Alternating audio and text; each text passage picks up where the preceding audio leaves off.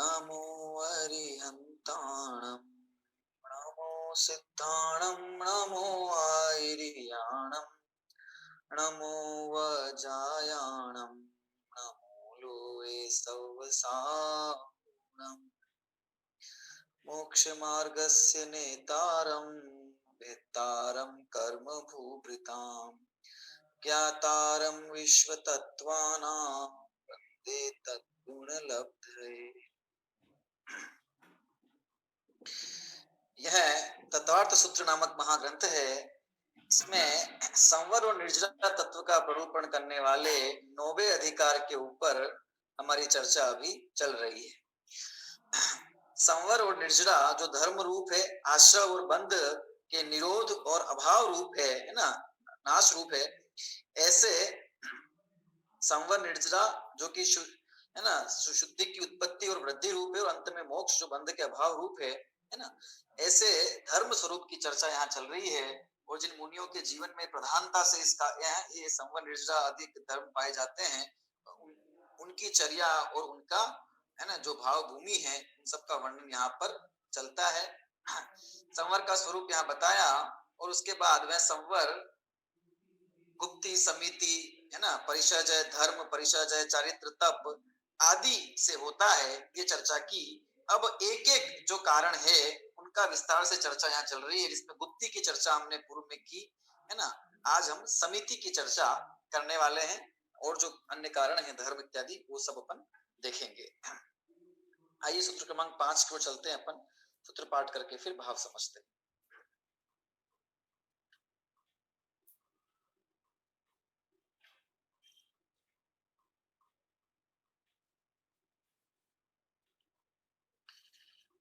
सूत्र क्रमांक 4 है ना, आपके सामने है। 4 हो गया है, सूत्र क्रमांक 5वां यहाँ पर समिति की चर्चा है। सूत्र क्रमांक 5 सूत्र पाठ करेंगे। सूत्र पाठ: ईर्या भाषेषणा दान निक्षेपोत्सर्गः समितयः। ईर्या भाषेषणा दान निक्षेपोत्सर्गः समितयः। ईर्या भाषेषणा दान निक्षेपोत्सर्गः समितयः। देखिए सूत्र विच्छेद करते हैं। ईर्या डैश भाषा डैश एषणा डैश आदान निक्षेप डैश आदान डैश निक्षेप डैश उत्सर्गाः समितयः। समितयः मतलब समितियां हैं। गुप्ति और समिति की चर्चा की, तो गुप्ति का अर्थ ये है कि है ना, मन वचन काय रूप जो प्रवृत्ति है उसको उसका पूर्ण रूप से है ना निषेध करके, उसका निग्रह करके, और अत्यंत एकांत शांत स्थान पे मुनिराजों की समस्त प्रवृत्ति जो मन वचन काय की है उसको रोककर और आत्म स्वरूप के अपने है ना अपने आत्म स्वरूप में गुप्त हो जाना, वो तो गुप्ति है। लेकिन जब तक निश्चल ध्यान और योग की अवस्था न हो है ना, तब तक ये संभव नहीं है। तो जब वो निश्चल ध्यान नहीं होता और आगामी है ना स्थान नहीं होते, तो तब मुनिराज जो है सबके इस प्रकार से मुक्ति होना संभव नहीं है। ठीक है, अन्य अन्य जो जीवन के लिए आवश्यक प्रवृत्तियां हैं उसके लिए प्रवृत्त होना पड़ता है। तो उन मुनिराजों को भी है ना जो आवश्यक जीवन की प्रवृत्तियां हैं उसके लिए प्रवृत्त होना। गुप्ति में तो प्रवृत्ति रुक गई मन वचन काय की, लेकिन है ना जब गुप्ति रूप अवस्था नहीं है तो समिति है, क्योंकि कुछ प्रवृत्तियां होती है जीवन के लिए आवश्यक है ना, क्योंकि उत्तम सेना के सब तो धारी होते नहीं है कि एक वर्ष तक किसे खड़े होकर तपस्या आदि कर ले। उनके भी है ना शुद्ध आदि की वेदना होने पर वे भी जाते हैं आहार इत्यादि के लिए, वैसा उदय होने पर कर्म का। तो उन मुनिराजों को जो जीवन के लिए आवश्यक प्रवृत्तियां, क्या है जीवन के लिए आवश्यक? आहार आवश्यक है ना, किंचित ही सही, थोड़ा ही सही, लेकिन आहार आवश्यक है। आहार की आवश्यकता लगे तो आहार लेते हैं, नहीं लगे तो नहीं लेते हैं, है ना। तो प्रकृति के साथ रहने वाले, प्रकृति के बीच रहने वाले मुनिराज प्रायः तो अपने शरीर के ऊपर उनका पुनः पूरा नियंत्रण होता ही है, और अन्य समस्त वातावरण से ऊर्जा आदि का संग्रहण कर ही लेते हैं। तथापि शुद्ध आदि की वेदना होने पर आहार के लिए जाना पड़ता है। तो आहार, फिर चलना है ना, घूमते जरूर नहीं है, घूमना फिरना नहीं करते, पर चलना तो पड़ेगा। आहार, और आहार है तो निहार इत्यादि भी होगा, मलमूत्र का विसर्जन भी होगा, है ना। पीछे कमंडल को धारण करना, उन्हें उठाना रखना, ये क्रिया होगी। है ना, और शास्त्रादि का अभ्यास करते हैं, पढ़ते हैं, लिखते हैं, तो शास्त्र है ना को उठाना, अपने स्थान पे रखना, ये बिल्कुल आवश्यक क्रियाएं जो जीवन के लिए है। उठना, बैठना, बोलना, बातचीत बातचीत करना, मतलब ऐसे कोई है ना लोक व्यवहार की बात तो नहीं करते, पर जिनवाणी का उपदेश अथवा कोई है ना तत्व संबंधी शंका समाधान अपने साथी जो साधु जन हैं उनके साथ में इतना तो करना ही है, इतना तो होता ही है। तो ये जितनी भी आवश्यक क्रियाएं हैं, इन सब क्रियाओं में अत्यंत सावधानी पूर्वक है ना, जिस प्रकार से जीव की हिंसा न हो, ऐसे यत्नाचार पूर्वक, अत्यंत सावधानी पूर्वक पर प्राणी की पीड़ा पीड़ा से रहित होकर जो प्रवर्तन होता है, उसका नाम है समिति। ये तो व्यवहार समिति की बात है। निश्चय समिति की क्या परिभाषा सब आचार्य भगवंतु ने दी है, देखिए क्या क्या क्या कहते हैं। समिति, समिति शब्द दो शब्द हैं इसमें, सम उपसर्ग पूर्वक इति शब्द है ना। तो सम, सम का मतलब होता है अच्छे प्रकार से, सम्यक प्रकार से, है ना। इति, इति मतलब होता है गमन। इति शब्द जो बनता है वो इण गतो, इण धातु है ना, गमन करने के अर्थ में होती है, जैसे गम धातु होती है वैसे। तो गमन करना, सम्यक प्रकार से गमन करना, गमन करना, लीनता करना, प्रविष्ट होना, जानना, कहाँ जाना, कि अपने आत्म स्वरूप में लीन होना, अपने आत्म स्वरूप में समा जाना, भली प्रकार से अपने आत्म स्वरूप में समा जाना, उसका नाम समिति है। आचार्य भगवान सब है ना निश्चय समिति की बात करते। और व्यवहार समिति की में ये कि जब गमनादि क्रियाएं करे, है ना, जब आहार आदि ग्रहण करने का विकल्प आवे और वो क्रिया करे, तो उसको इतनी भली सम्यक शब्द को लगा देना। वो सम्यक शब्द जो है ना, सम्यक योग निग्रह चल रहा है, उस सम्यक को आगे लगाता जाना, लगाते जाना है, है ना। वो सम्यक प्रकार से, वो एक एक सम्यक प्रकार से, वहां मतलब पर प्राणियों की हिंसा के भाव और वैसी क्रिया से रहित होके वो क्रिया हो। यदि करनी पड़े तो, आवश्यक हो तो ही करते हैं, ऐसा नहीं कि है ना भाई ये समिति का पालन उनको उस रूप प्रवृत्ति करना करे ही करे, प्रवृत्ति करे तो इस प्रकार से प्रवृत्ति, बाकी निश्चय समिति तो अंदर में उनको है ना। देखिए ऐसी जो समितियां हैं, उनकी जो जितनी क्रियाएं वो करते हैं जीवन के लिए आवश्यक, उनको मुख्य रूप से 5 भागों में बांट दिया, और उन प्रत्येक के अंदर यत्नाचार पूर्वक, सावधानी पूर्वक प्रवृत्ति, अहिंसा रूप आचरण जो करते हैं, उन्हें समिति के रूप में यहाँ पे कहा गया है। तो 5 समितियों की चर्चा की गई है, जो मुनिराज के है ना महाव्रत इत्यादि के अंदर भी उसका होता है सब समावेश। देखिए सूत्रार्थ, ईर्या, भाषा, ऐषणा, आदान निक्षेप और उत्सर्ग, ये 5 समितियां है। ईर्या, भाषा, ऐषणा, आदान निक्षेप, जिसे आदान निक्षेपण भी कहते हैं हम, है ना, और उत्सर्ग, ये 5 समितियां है। ठीक है, उत्सर्ग का मतलब है त्याग। ठीक है, जिसे प्रतिष्ठापन भी कहते हैं, प्रतिष्ठापन समिति। ठीक है, चलिए एक एक समिति का अपन स्वरूप देखते हैं और समझते हैं भाव। तो पहले हमने समझ लिया कि वे तो मुनिराज अपने स्वरूप में ही गुप्त रहते हैं, मन वचन काया की प्रवृत्ति करना नहीं चाहते, करते नहीं, आवश्यकता पड़े, अत्यंत आवश्यकता हो, जरूरत हो, तब प्रवृत्ति करते हैं, है ना। गमन करना है तो गमन करना ही है, ऐसा नहीं है उन्हें गमन करना, उनका गमन गमन करना ही पड़ेगा, क्योंकि ईर्या समिति का पालन तो करना, इसलिए गमन गमन करेंगे तो ईर्या समिति पूर्वक करेंगे, अथवा जिस प्रकार वे गमन करेंगे ईर्या समिति ही पूर्वक ही करेंगे, है ना। अगर नहीं आवश्यकता तो नहीं करेंगे, ध्यान की मुद्रा में रहेंगे, एक स्थान पर अविचल निश्चल खड़े रहेंगे। जिसकी जितनी सामर्थ्य होगी, जितना अंदर में है ना रुकने की स्थिति सामर्थ्य होगी, स्थिति होगी, ध्यान चलेगा, चिंतन चलेगा, खड़े रहेंगे, किस स्थान पर अविचल खड़े रहेंगे, बैठे पूरे ध्यान करेंगे, अथवा खड़े हुए ध्यान करेंगे। दिनों दिन निकल जाए, महीनों महीने निकल जाए, है ना, वर्षों निकल जाए, तो ये गमन होगा तो प्रवृत्ति करने होगी, तो समिति का पालन कैसे होगा, व्यवहार समिति की बात है। भाषा समिति, है ना, इसी तरह बोलना जरूरी नहीं है, वो तो वचन गुप्ती का पालन करेंगे। वचन गुप्ती मतलब मौन रहना, आवश्यकता ही नहीं है, है ना, कुछ समझने समझाने का विकल्प ही नहीं है, तो मौन है, शांत है, चुप है। अब जब ऐसा विकल्प आए, है ना, आचार्य आदि से, उपाध्याय आदि से प्रश्न शंका समाधान करना है, अथवा उन्हें समझाना है, उपाध्याय आचार्य, अथवा तत्व की चर्चा करनी है, अथवा श्रावक आदि को समझाने का विकल्प आवे, तो अथवा जो अत्यंत आवश्यक भाषा व्यवहार है वो करना हो, तो भाषा समिति पूर्वक करते हैं। उनकी भाषा कैसी होती है, अत्यंत ही है ना सम्यक प्रकार से उसका वहां पे सब योजना होती है। है ना। इसी प्रकार से आहार नहीं आवश्यकता तो उपवास करते हैं, कई कई दिनों के उपवास करते हैं, लेकिन शरीर की स्थिति सबकी एक जैसी तो नहीं होती है ना।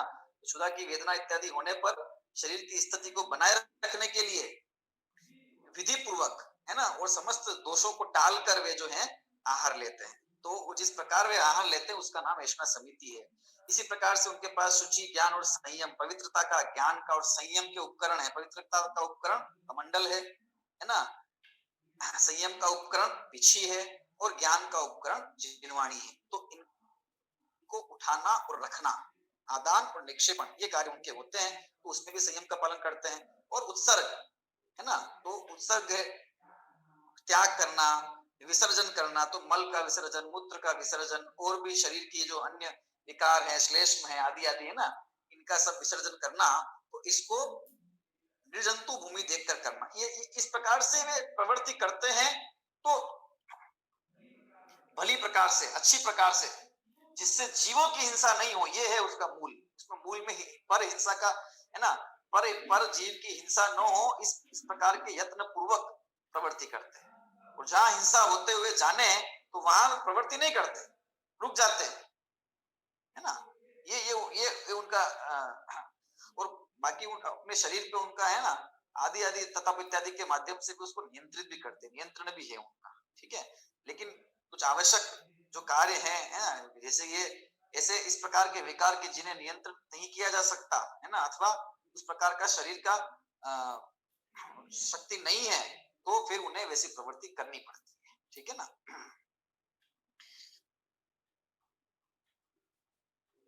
देखिए अपन समझते हैं विस्तार से। देखिए सबसे पहले ईर्या समिति, है ना। ईर्या, ईर्या मतलब होता है गमन करना, ठीक है। गमन करने के अर्थ में ईर्या, ईर्या पताश्रय भी देखा था अपन ने ना। ईर्या मतलब गमन करना। तो मुनिराजों का गमन करना, एक स्थान से दूसरे स्थान पे किसी प्रयोजन वश गमन होना। क्या क्या प्रयोजन हो सकता है मुनिराज के गमन करने का? कई प्रयोजन हो सकते हैं, ठीक है। आहार इत्यादि के लिए गमन करना हो सकता है ना। निहार, मलमूत्र आदि के त्याग के लिए गमन करने का प्रयोजन बनता है ना। संघ में भी है, तो अगर आचार्य किसी दूसरे स्थान पे और उनके पास वे जाना चाहते हैं तो इसके लिए भी गमन करना हो सकता है। अथवा एक स्थान से दूसरे स्थान पर जब वे विहार करते हैं, क्योंकि वे विहार पे एक ही स्थान पे बहुत समय तक नहीं टिके रहते, है ना। चतुर्मास को छोड़ के ये ग्राम इत्यादि में टिकते नहीं है, तो वे स्थान बदलते हैं, अथवा तीर्थ यात्रा आदि की वंदना के लिए भी वे विहार करते हैं। आदि आदि कारणों से विहार करते हैं। लेकिन अनावश्यक घूमने फिरने के लिए, है ना, प्रकृति की सुंदरता को देखने के लिए, कौतूहल वश अथवा और किसी रागत द्वेष के प्रयोजन के लिए उनका विहार नहीं होता, गमन नहीं होता, एक कदम भी नहीं हिलाते, है ना। तो जब होता है तो कैसा होता है कि 4 हाथ आगे की जमीन देखकर चलना, ठीक है। जब सूर्य का उदय भली प्रकार से हो जाए, इतना प्रकाश हो जाए कि अपनी अपनी इंद्रियों से, आंख से भली भांति अच्छे से सब कुछ देख सके अपन, ठीक है।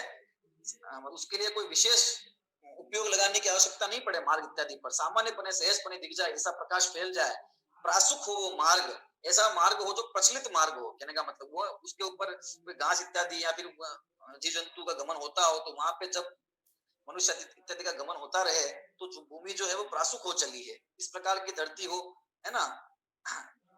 तृण, घास, जीव जंतु आदि से विरहित स्थान है, और ऐसे स्थान पर शांत भाव से धीरे धीरे, है ना, 4 हाथ जमीन, 4 हाथ आगे की जमीन देख कर, मतलब इतना हिस्सा देखकर जो उसको भली भांति देख सके अपने आगे की जमीन। तो ये 4 हाथ का कहने का प्रयोजन ये है ना।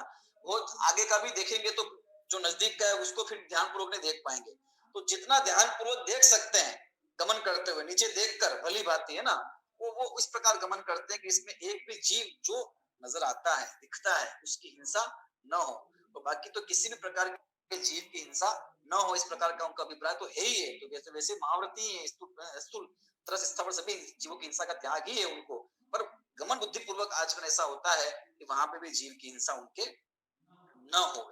कैसी भूमि पर गमन करना, है ना, तो कहा ना तृणादि से युक्त भूमि पर गमन नहीं करना, अथवा जो गीली हो मिट्टी इत्यादि के ऊपर, घास इत्यादि हो, अथवा बहुत सारे जीवों की पंक्तियां जहां पर हो, है ना, इस प्रकार की भूमि पर गमन वे नहीं करते, है ना।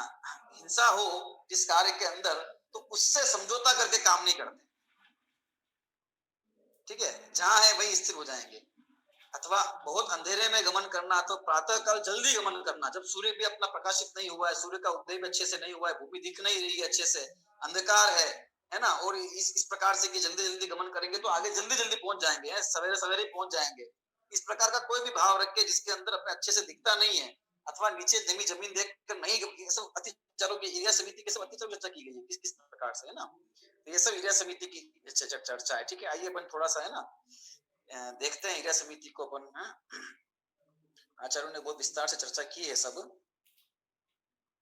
देखिए यहाँ से अपन देखते हैं थोड़ा अच्छा विषय, यहाँ पे रोडमल जी का विषय वस्तु भी सब दी हुई है।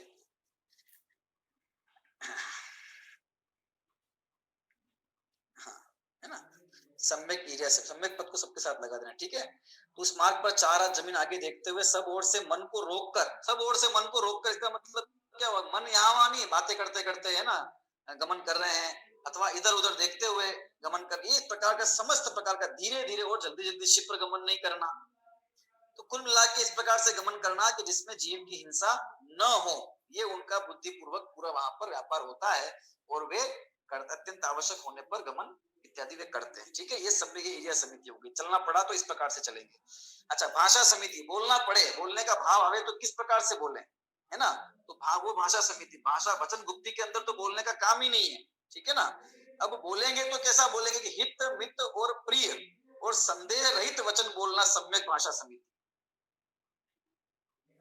ऐसा बोलेंगे जो जगत के जीवों के लिए हितकारी हो। हितकारी मतलब राग द्वेष का प्रयोजन सिद्ध हो, वो हित नहीं, वीतरागता ही सब, वीतरागता का प्रयोजन ही सब सच्चा हित है जीव का, तो वैसा हितकारी हो। ऐसा हितकारी भी कैसा बोलेंगे कि मित, मित मतलब थोड़ा, है ना, अच्छी बात भी अगर बहुत समय तक कही जाए तो वो अच्छी नहीं लगती, वे फिर, है ना, बोरियत होने लगती है, उदासीनता का भाव आने लगता है ना। साक्षात जिनवाणी की प्रवचन भी कोई सुनाता हुए तो भी 2-2 4-4 घंटे तो नहीं बैठ के सुना जा सकता ना। तो मित थोड़ा बोलते हैं ना, कम बोलते हैं, काम का बोलते हैं, और वो प्रिय, और ऐसा बोलते हैं जो किसी को कठोर चुभे नहीं, है ना, कटुक नहीं हो, किसी की निंदा गाली इत्यादि नहीं हो, किसी के जो आचरण जो भी है ना उसके ऊपर कटाक्ष करने वाला, अथवा किसी की किसी प्रकार की शारीरिक स्थिति, मानसिक स्थिति या भौगोलिक पारिवारिक स्थिति आदि के ऊपर कोई व्यंग ऐसा करते नहीं है। और संदेह रहित वचन, ऐसे वचन जो संशय से रहित है, क्योंकि जिनवाणी की अगाध श्रद्धा है इसलिए वे स्वयं संदेह से रहित हैं।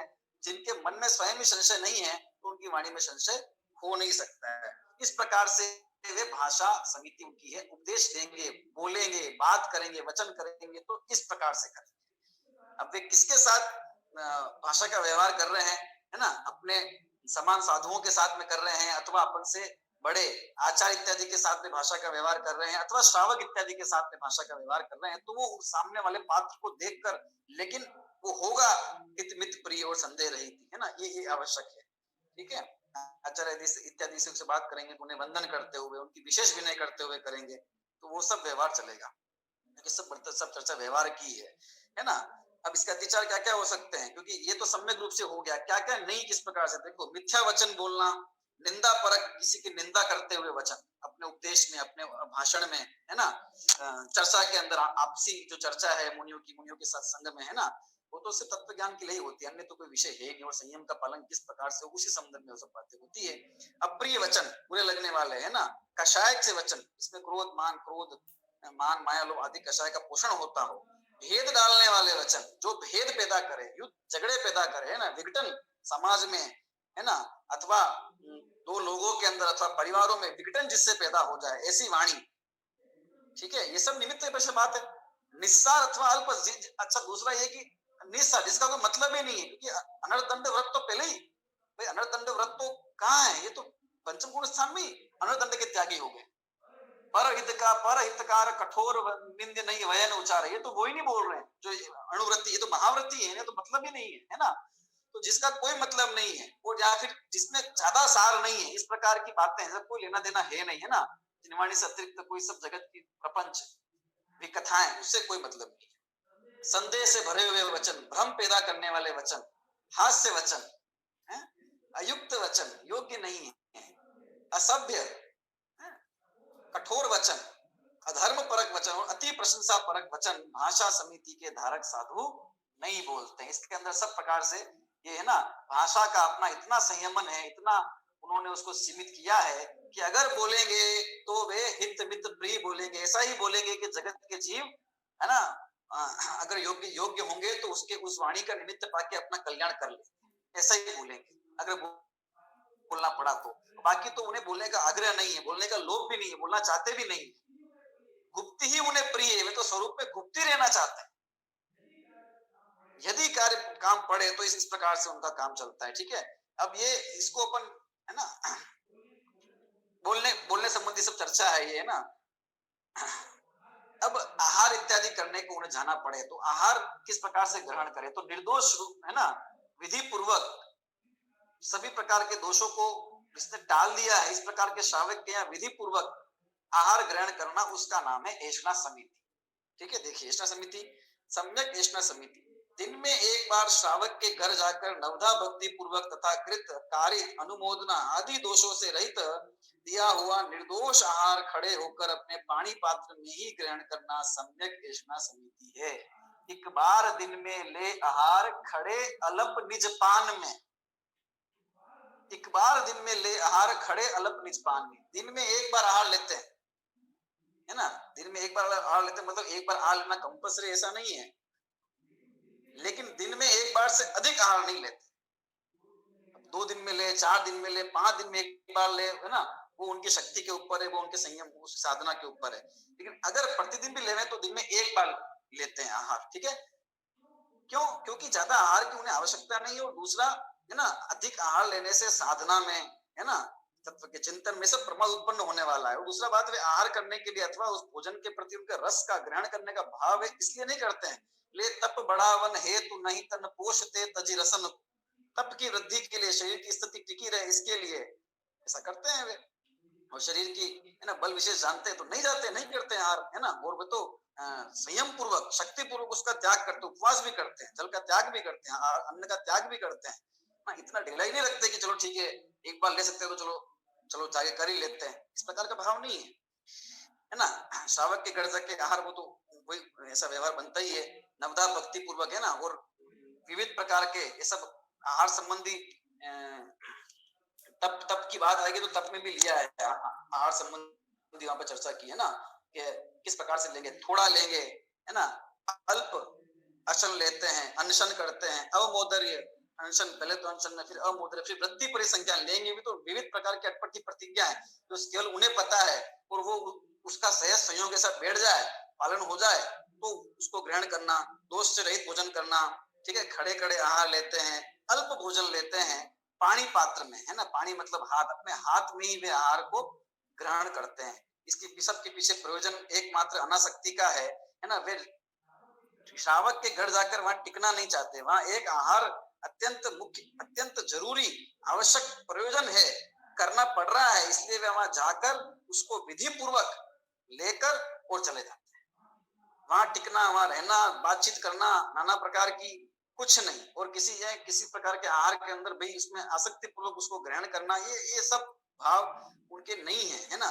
खड़े खड़े, क्योंकि बैठने का टाइम नहीं है, बैठने की फुर्सत नहीं, बैठना नहीं चाहते, गृद्धता नहीं चाहते हैं वो, थाली में नहीं लेते, क्योंकि थाली के अंदर इस प्रकार का आग्रह हो सकता है ना, इधर से हमारे घर पे सामान्य अतिथि भी आता है तो अपन कितना अवगत करते हैं, है ना, एक रोटी के लिए मना करता है अपन 2 रोटी रखते हैं, है ना, मिठाई एक की जगह 4 रखते हैं उसको, और नहीं मानता है तो हाथ रखता है तो थाली में इधर उधर रख देते हैं। मुनराज तो इतने ना, मुनराज है, महाराज है, वे हमारे घर पे आहार के लिए पधारे, अपना सुबह के तो वे गदगद हो, हर्ष के अतिरेक में वे श्रावक है ना, थाली हो तो यहाँ वहां कहीं रखते हुए तो फिर उन्हें वो छोड़ना पड़े, क्योंकि तो ज्यादा ग्रहण कर नहीं सकते, तो वो जूठन छोड़ने का पाप को कहाँ भागीदार कौन होगा, है ना। तो इस प्रकार से अत्यंत सीमित प्रवृत्ति हाथ में ग्रहण करते हैं, आहार पूर्ण हो गया, छोड़ दिया, हो गया कंप्लीट, है ना। इस प्रकार से तो अत्यंत अनासक्त भाव से उस आहार को ग्रहण करने का भाव उनके होता है, केवल तप की वृद्धि हेतु होता है, और विविध प्रकार के रसों का त्याग करके, जिससे उस भोजन के प्रति आसक्ति का भाव न बढ़ जाए, और व्रत आदि और उपवास आदि का पालन भी अब यथाशक्ति करते ही हैं। उपवास का पालन करना ही पड़ेगा, ऐसा कोई नियम नहीं है, लेकिन हाँ आहार करना है तो दिन में एक ही बार, और जल इत्यादि भी सब उसी समय में ग्रहण करते हैं, और सब नाना प्रकार से, और सब शरीर की अपनी उनकी आवश्यकता भी सब पूरी होती रहती है ना, क्योंकि वे तपस्वी हैं तो तपस्वी की दिनचर्या सब अलग ही होती है गृहस्थों से, और उनका शरीर की स्थिति भी सब टिकी रहती है, सब बन जाता है योग, है ना, इस प्रकार से सारा शरीर भी उनका साथ देता है। अब देखिए ये ऐसा समिति हो गई आदान निक्षेपण समिति। आदान मतलब ग्रहण करना, निक्षेपण मतलब रखना, निक्षेप मतलब रखना होता है। तो देखिए सम्यक आदान निक्षेपण समिति शास्त्र कमंडल आदि धर्म के उपकरण को देखभाल कर तथा पीछे से जीवों से रहित करके रखना उठाना, ये सम्यक आदान निक्षेपण समिति। पीछे कमंडल इत्यादि कमंडल रखेंगे तो उस पीछे जो उनके पास में मयूर पंख के पीछे अत्यंत कोमल पंख है, सूक्ष्म जीवों जो अत्यंत छोटे जीव भी हैं तो वे भी, है ना, उससे हिंसा को प्राप्त नहीं होता, इस प्रकार की वह पीछे होती है। तो उससे भली भांति परिमार्जन करके स्थान विशेष का, और वे जो है जो आवश्यक उपकरण है धर्म के उपकरण, है ना, उनको वहां पर रखते हैं और पुनः ग्रहण करते हैं, तो भी उसको परिमार्जन करके कि उसमें कोई जीवादि लग गए हो तो, है ना, वे हाथ के स्पर्श मृत्यु को प्राप्त न हो जाए इत्यादि, बिल्कुल विवेक पूर्वक। एक तो प्रवृत्ति ही नहीं हो, प्रवृत्ति है तो इतनी विवेक पूर्वक है कि वहां महान अहिंसा का पालन होता है, क्योंकि अंदर में तो महाव्रत हो गया ना, तो बाहर में उस महाव्रत के योग्य कार्य दिखेगा कि नहीं दिखेगा, इतनी इतनी यत्नाचार पूर्वक उनकी विशेष प्रवृत्ति वहां पर सब मुंडराजों की होती है। और सम्यक उत्सर्ग समिति, है ना, कि त्रस और स्थावर जीवों को जिससे बाधा न पहुंचे इस तरह से शुद्ध जंतु रहित भूमि में मल मूत्र आदि क्षेपण करना सम्यक उत्सर्ग समिति है ना। योग्य समय में यथा योग्य ऐसे स्थान पर, है ना, जो स्थान जीवाणु जीव इत्यादि से रहित हो, जहां पर छोटे जीवों के कोई बिल वगैरह बने हो अथवा कोई छिद्र सहित ऐसे स्थान हो, तो ऐसे स्थानों का त्याग करके, है ना, थोड़े खुले स्थानों पर इस प्रकार से त्रस स्थावर जीवों को जिससे बाधा नहीं पहुंचे, है ना, ऐसे शुद्ध स्थान पर जो है वे मल मूत्र और श्लेष्म और भी जो कुछ शरीर का विकार अगर आता है तो उसका वे विसर्जन करते हैं। ठीक है, इस प्रकार से ये उत्सर्ग समिति है। तो कुल मिला के बात ये है कि जो जो उनकी प्रवृत्ति है, जहां जहां उन्हें शरीर और शरीर आदि से संबंधित क्रिया में प्रवृत्त होना पड़ रहा है, वो सारी प्रवृत्ति बोलने से लेकर चलने तक की, है ना, खाने से लेकर सामान को उठाने रखने तक की, ठीक है, अथवा जो विकार है शरीर का वो तो निकालना पड़ेगा, तो उससे संबंधित, तो वो सब जो है वो अत्यंत ही इस प्रकार की है, इस प्रकार की सावधानी पूर्वक है कि उसमें जीवों की हिंसा नहीं हो। तो तथापि सूक्ष्म ऐसे जीव जो दिखते ही नहीं, इंद्रिय से प्रकट में आते ही नहीं है, यदि उनके जीव की वहां कुछ हिंसा होती भी है तो वे हिंसा के भागी नहीं होते, क्योंकि उनके अंतरंग में अत्यंत शुद्ध परिणति है, अभिप्राय पूर्वक उसका त्याग हो चुका है, तीन कष्टुकड़ी का वहां भाव हो चुका है ना। अभिप्राय पूर्वक करे, असावधानी पूर्वक करे तो दोषी है, बाकी नहीं है। इस प्रकार ये तीन गुप्तियां और पांचों समितियां संवर के कारण कही है। देखो अब थोड़ा इसमें, है ना, अपन देखते हैं टोडरमल जी साहब का क्या इसमें चिंतन है और किस प्रकार से उन्होंने निश्चय व्यवहार की संधि बिठाई है। देखिए और किस प्रकार से समझाया है कि बस बाहर में ऐसा व्यपनाचार पूर्वक प्रवृत्ति कर ली अथवा बिल्कुल प्रवृत्ति नहीं करके निवृत्त होकर बैठ गए और उसी को धर्म मान लिया और वही संवर का कारण हो गया, सो कुछ ऐसी बात नहीं है। बात तो अंतर में निश्चय की है और वो है तो ये व्यवहार सब सहायक कहलाएगा। देखो गुप्ती और समिति के बारे में टोडरमल जी के विचार इस प्रकार हैं, बाह्य मन वचन काय की चेष्टा मिटाए, गुप्ती की बात चल रही है। पाप चिंतवन ना करे, ये काय चेष्टा हो गई, चिंतवन ना करे ये मन की चेष्टा, मौन धारण करे ये वचन गुप्ती हो गई, गमनादि ना करे उसे वह गुप्ती मानता है। तो यहाँ तो मन में भक्ति आदि रूप प्रशस्त राग से नाना विकल्प होते हैं, वचन काय की चेष्टा स्वयं ने रोक रखी है, हाँ शुभ प्रवृत्ति है तो प्रवृत्ति में गुप्तीपना बनता नहीं है, इसलिए वीत राग भाव होने पर जहां मन वचन काय की चेष्टा न हो वो सच्ची गुप्ती है। बलपूर्वक चेष्टाओं को रोकना उसका बात नहीं है, वितराग भाव होने पर सहज ही मन वचन काय की चेष्टा की रुक जाती, उसका नाम गुप्ती है और स्वरूप में गुप्त हो गया वो सच्ची गुप्ती है। देखो तथा पर जीवों की रक्षा के अर्थ यत्नाचार प्रवृत्ति उसको समिति मानता है। सो हिंसा के परिणामों से तो पाप होता है और रक्षा के परिणामों से संवर कहोगे तो पुण्य बंध का कारण कौन ठहरेगा। समिति की चर्चा संवर में की ना, तो बाहर में सब जीवों की रक्षा हो इस प्रयोजन के साथ इसी को संवर माने और निश्चय संवर को नहीं जाने, तो ये तो पुण्य बंध का हेतु है। पुण्य बंध जो बंध का हेतु है ना, उसको संवर का हेतु कहोगे तो फिर निर्जरा का कारण क्या हो, बंध का भाव का कारण किसे कहोगे। तथा ऐसा समिति में दोष डालता है, वहां रक्षा का प्रयोजन है नहीं, इसलिए रक्षा ही के अर्थ समिति है नहीं। ठीक है, ऐसा समिति में दोषों से रहित होके वो है। तो समिति कैसी होती है, मुनियों के किंचित राग होने पर, देखो किंचित राग होने पर राग भाव उत्पन्न होगी, संजलन संबंधी कषाय है, संजलन के तीव्र कषाय का तीव्र मंद और मध्यम उदय चलता है उसी का, तो उसका तीव्र उदय हो तो है ना, किंचित राग होने पर गमनादि क्रिया होती है। वहां उन क्रियाओं में अति आसक्तता के अभाव में प्रमाद रूप प्रवृत्ति नहीं होती, अन्य जीवों को दुखी करके अपना गमनादि प्रयोजन नहीं साधती, इसलिए स्वयं में ही दया पलती है। इस प्रकार सच्ची समिति ये व्यवहार समिति है ना, वो निश्चित तो अपन देख ही लिया। वस्तुतः बात यह है कि निश्चय गुप्ती समिति तो वीतराग भाव रूप है, अनुभूति स्वरूप है, शुद्ध भाव रूप है, शुद्धोपयोग रूप है। संवर का कारण भी वही निश्चय गुप्ती समिति रूप शुद्धोपयोग और शुद्ध परिणति है। बाह्य क्रिया रूप शुभ भाव रूप गुप्ती समिति तो संवर का कारण नहीं, पुण्य बंध का कारण है। लेकिन इस प्रकार के जिनका अंतरंग में निश्चय समिति प्रकट हुई है, तो उनके उनके बहिरंग जो व्यवहार है इस प्रकार का होता है, इसलिए उस बहिरंग व्यवहार के ऊपर संवर कहने का आरोप उस पर आता है। व्यवहार संवर उसको या व्यवहार धर्म उसको कहा जाता है ना। इस प्रकार से सब ये समिति की चर्चा होती है, जो निश्चय पूर्वक और व्यवहार पूर्वक हमने यहाँ पर इसको जाना है ना, देखा है। ठीक है, तो ये सब समिति का पालन जो है वे मुनिराज अपने जीवन में करते हैं, गुप्ती का पालन करते हैं, समिति का पालन करते हैं। और इस सब का जो प्रयोजन है, इस सब का जो मूल प्रयोजन है, वो मूल प्रयोजन उनका अंतरंग में जाना है, अंतरंग अपने स्वरूप में जाना है। बाहर में राग का उदय आने पर प्रवृत्ति करनी पड़े तो इस प्रकार से प्रवृत्ति होती है, उसमें उनको रस नहीं है, चाहते नहीं है ना। इसलिए आनंद आता है, चलने में आनंद आता है ना। जीवों को बचा बचा के चलने में मजा आता होगा, है ना। रस का त्याग करके खड़े खड़े आहार लेने में, है ना, विविध प्रकार की प्रतिज्ञा करके आहार करने में आनंद आता होगा, है ना। उपदेश देने में उन्हें मजा आता होगा, दूसरे जीवों को संतोष होता होगा, है ना। पीछे कमंडल आदि को उठाना पड़े तो रखना पड़े तो उसको बड़ा ध्यान से, है ना, परिमार्जित कर करके इस प्रकार से मैंने इतने जीवों की रक्षा करता हूँ, इस भाव के अंदर, इस करुणा के भाव में वे मजा मानते हैं, अथवा उस करुणा के भाव में वे संतुष्ट हो जाते हो, ऐसा नहीं है। तो दुखी होते हैं ऐसा भी नहीं है, लेकिन वे, है ना, मतलब वे वो वहां संतुष्ट नहीं है, वो करना नहीं चाहते हैं कि भाई इसमें उनको मजा आ रहा हो। तो राग होने पर, राग आने पर प्रवृत्ति होगी तो कैसी होगी, कि होगी तो समिति पूर्वक होगी, ये समितियां उनके जीवन में होगी। अब कोई समिति का पालन, निश्चय समिति है, व्यवहार समिति का अवसर आया ही नहीं। भरत चक्रवर्ती है ना, दीक्षा ली, अंतर्मुहूर्त के अंदर केवल ज्ञान की प्राप्ति कर ली। अब उन्हें अवसर आया ही नहीं कि वे आहार ग्रहण करें, उन्हें अवसर आया ही नहीं कि वे चले फिरे कहीं जाए गमन करके, है ना, मलमूत्र का विसर्जन करे, पिछी कमंडल को रखे और ये सब करे, उपदेश दे किसी को, अवसर ही नहीं आया। अंतर्मुहूर्त के अंदर केवल ज्ञान हो सकता है, अंतर्मुहूर्त के अंदर तो अंतर्मुहूर्त में केवल ज्ञान की प्राप्ति हो गई, तो वे समिति के धारक नहीं थे, वे गुप्ती के धारक नहीं थे, कि थे वास्तव में जो अंतरंग गुप्ती समिति है वो तो उनको थी, बहिरंग में वो ठीक है, वैसा आचरण नहीं है तो नहीं है उस प्रवृत्ति, तो जरूरी नहीं है ऐसी प्रवृत्ति करे, पर प्रवृत्ति होगी तो इस प्रकार से हो, ऐसी है चर्चा। तो ये सब है मोक्ष मार्ग की सम्यक चर्चा, मुनि मार्ग की और मुनि धर्म की सम्यक चर्चा है सब। और इस प्रकार से अत्यंत सावधानी पूर्वक, है ना, अत्यंत सावधानी पूर्वक और बिना प्रीति भाव से, उपेक्षा भाव से ये सब प्रवृत्ति, है ना, महामुनराजों के जीवन में होती है।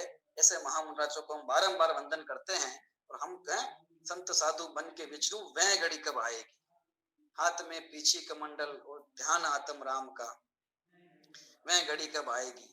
ऐसी सम्यक भावना भाते हुए हम भी, है ना, कालांतर में मुनि दीक्षा को धारण करते हुए सम्यक प्रकार से गुप्ती समिति आदि संवर का पालन करते हुए मोक्ष मत की प्राप्ति करेंगे। इस परम पवित्र भावना से ये विषय पूर्ण करते हैं ना। फिर धर्म संबंधी चर्चा और वो चर्चा अपन आगामी कक्षा में करेंगे।